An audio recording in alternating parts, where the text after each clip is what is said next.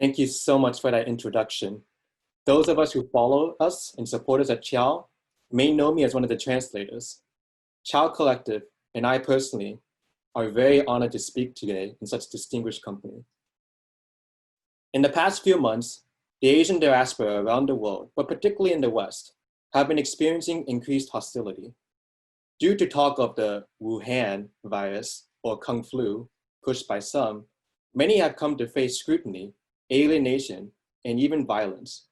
A 39-year-old woman in Brooklyn is doused in chemical acid while taking out the trash. An Asian American family, including 2 toddlers, are stabbed while shopping in a Texas supermarket. And a 60-year-old Chinese man died of cardiac arrest in Sydney, Australia, because bystanders, presuming he was infected with COVID-19, refused to administer CPR. As a collective of Chinese diaspora activists, Qiao Collective has striven to place the interpersonal hate and xenophobia we witness in our daily lives into a larger structural context. We see domestic racism and international imperialism as 2 sides of the same coin.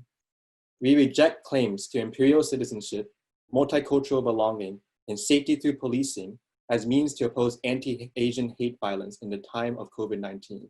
Instead, this violence must be cut off at its source by ending the principal contradiction of US imperialism as it coheres around the so-called China threat. Recent American escalation against China may seem abrupt, but not when put into context. Obama's pivot to Asia, while ostensibly made in the spirit of partnership, quietly shifted 60% of US naval and air capacity to the Asia Pacific. Trump merely builds on that, marking China as the Pentagon's #1 priority, warning of a coming clash of civilizations, and just this month declaring the CPC's guiding ideology of Marxism-Leninism as antithetical to American values. This bipartisan support for being tough on China actually finds its roots in the American imperial project. Since the collapse of the Soviet Union in 1991, the United States has waged war around the world unopposed.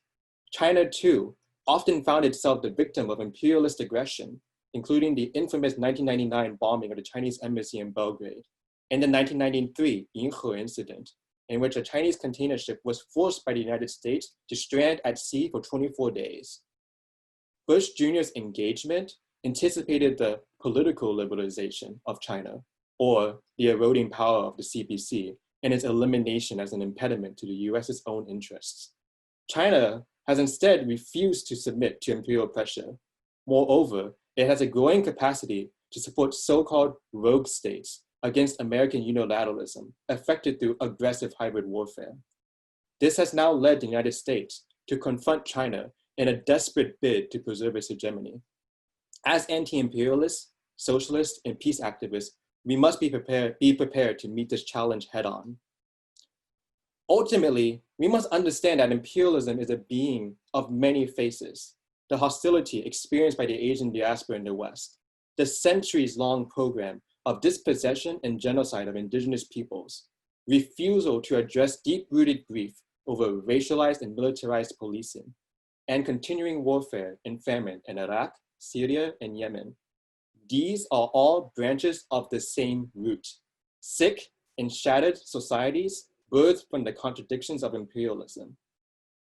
The new Cold War agenda is dangerous and must be thoroughly understood. Instead of approaching the crisis of COVID in the spirit of science and cooperation, the United States and its allies have cynically chosen to continue inhumane sanctions on Iran, the Democratic People's Republic of Korea, Lebanon, and Venezuela, among many others, starving their citizens of much needed medical supplies. While in the United States, 148,000 lives have been lost to COVID, disproportionately in indigenous, Black, and immigrant communities. Yet the US is not funding pandemic response, but instead dedicating $20 billion towards regaining the advantage in the Asia Pacific. This not only deprives the American poor of much needed resources, but redirects them to the equally criminal occupation of Ryukyu, Guam, and Hawaii in the name of containing China. Meanwhile, China has proven itself a responsible and accountable actor in the face of global challenges such as COVID, climate catastrophe, and the struggle against poverty. It has conceived of and practices the foreign policy doctrine of a shared future for humankind.